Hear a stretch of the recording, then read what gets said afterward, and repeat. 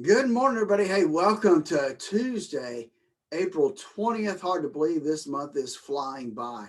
But yesterday was, a give back day, right? We're giving back some points from the week before when we had some returns that were record setting last week. But this week, giving back some of those numbers. Dave and I will talk about that and more coming up here just a few minutes to see kind of what's happening in terms of the futures this morning. So, but before we do that, let me just remind you of a couple things. One is how important it is to have a written retirement income plan.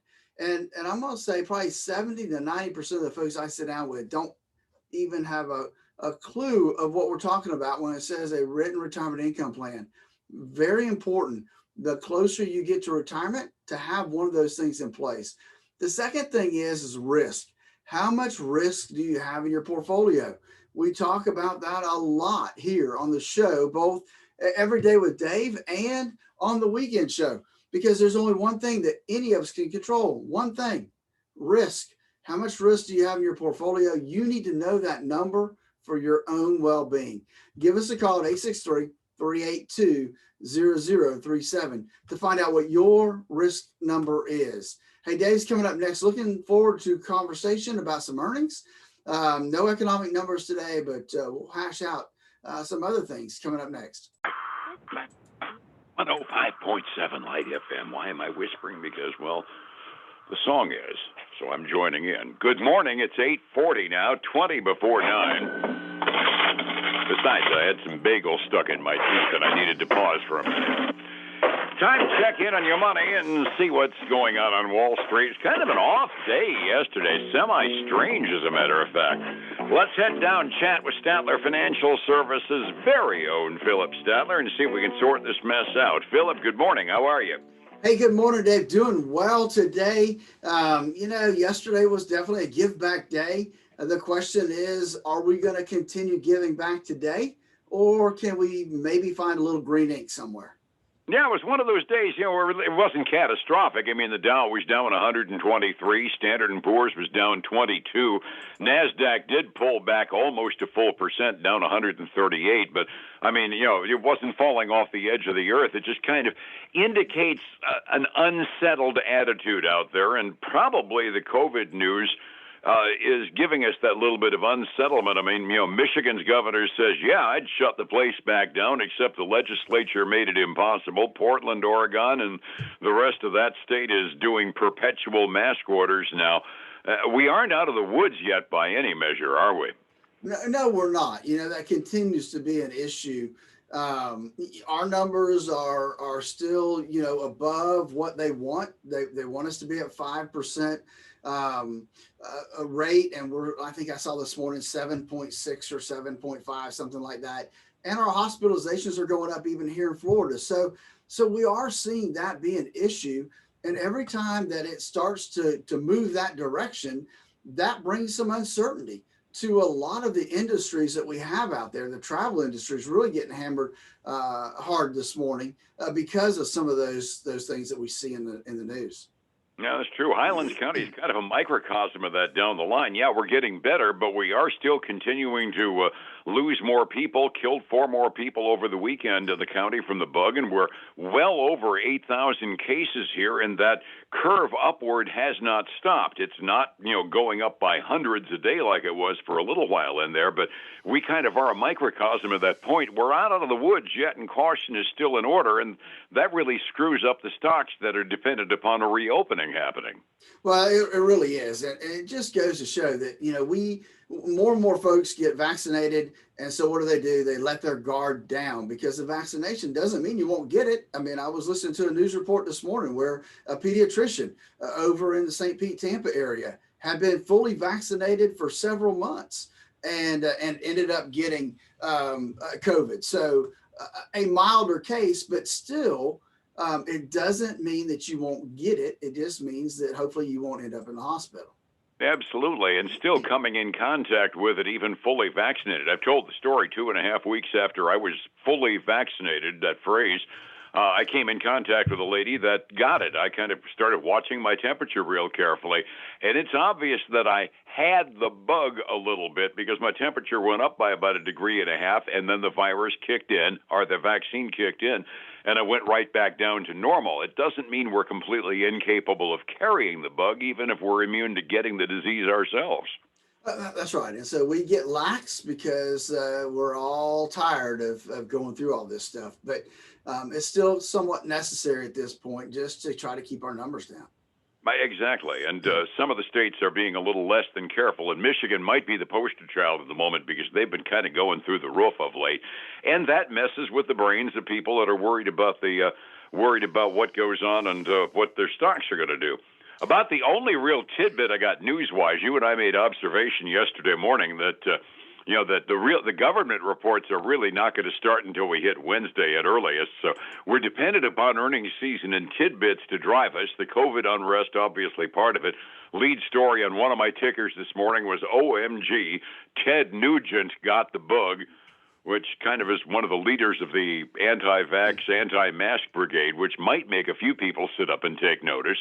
And it could, maybe, when somebody popular like that does come back, comes down with it, it gives some credibility to, yes, it does exist. You can get it. And that kind of leads me to, we talk about volatility a little bit before we get into earnings. And we see the futures are sliding again this morning, again, because of the renewed virus worries. But I also, in the same article I was reading, I'm going to butcher this guy's name, but it's a quote that I found quite interesting. The gentleman's name is Marios Hydrogenko. And so one of his quote in this article was, optimism is running very high and earnings outlooks has likely been priced to perfection at these levels. So anything less than absolute stellar results might be seen as a negative surprise. So that could be some of what we're seeing in the marketplace today, the coronavirus, along with, not everything's coming up roses when it comes to earnings. Yeah, absolutely. And when you told me about that before we went on the air, that actually makes sense to me on the grounds that you and I have both been kind of going, what? Scratching our heads. Over the overall run-up on the indexes over the last week or so. And it could very well be really high expectations for earnings season, and even the slightest disappointment gives us the chance of, I won't even say the word correction necessarily, but at the very least a little bit of backpedaling. That would actually make some sense. That among the few columnists that come through both of our news tickers actually makes more sense than most of the ones that you and I run across. It really does, and because that's really some of the only explanation you can really come up with in terms of what's happening in the marketplace. Understood. Talking about earnings season, probably the lead in the bunch because they've been at the top of the news and they happen to have reported their quarterly earnings as well, and kind of dovetail off of our conversation about COVID, is our friends from Johnson & Johnson. They put out their report this morning, didn't they? Yeah, they did, and it was some good news. They beat by about 25 cents a share, came in at $2.59, better than expected. Revenue beat forecast. Obviously, their vaccine has helped. Pharmaceutical sales helped. They had a rebound in their medical device sales as well. So a lot of good news. It's not helping them get over the issues with the vaccine yet, though. They're trading down not quite 0.5% yet. And that still amazes me. I still maintain I think the government was a little bit of an overreaction as far as pulling it completely and scaring the pants out of all of us. Well, that's true. Opinion. But I believe that hey, I saw somebody today on the news say, a normal death rate, would be 1 in 10 million. And so this is pretty close. We're not too far off of that deal as far as a normal issue. So they may have blown it up a little bit too much. There's possibility on that. Other sectors of the economy we got reports on as well, and I gather we've got some good news coming out of them as well, huh? We do. AutoNation reported, the auto retailer, they beat by a little over or not quite $1 a share. Revenue top forecast, get this, same store sales were up 27% from a year ago. What's all this rumor about supply chain problems and getting cars to sell? Doesn't sound like they were having any major problems. It really doesn't, does it? But they and maybe it's the used car market that helped them. I don't know, but they're going to open up at a new 52-week high this morning. Right now it's $99.71, which is up 2.2% from yesterday's close. That's good news all the way around. Then we had a popular name, dyed in blue, IBM. They came in. They reported earnings $1.77, which was about 14 cents ahead of expectations. Revenue was ahead too. They saw strong growth, actually the strongest growth they've seen in more than 2 years. Within their cloud computing unit, actually did most of the gains for them. So they're not quite at their 52-week high, but up 2.4% this morning, Dave. That's some good news for them. They needed some good news. They've been struggling the last year or two.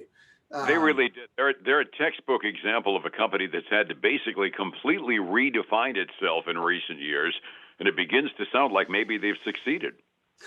Well, at least it looks like it right now. As more and more people work from home, cloud computing becomes even more and more important. So, and having a good name like IBM that you've heard of and trust has got to lend some credence to their business plan. Mm-hmm. We had Procter & Gamble reported. They beat by 7 cents a share. Revenue topped as well. They're still seeing strong demand for their cleaning products.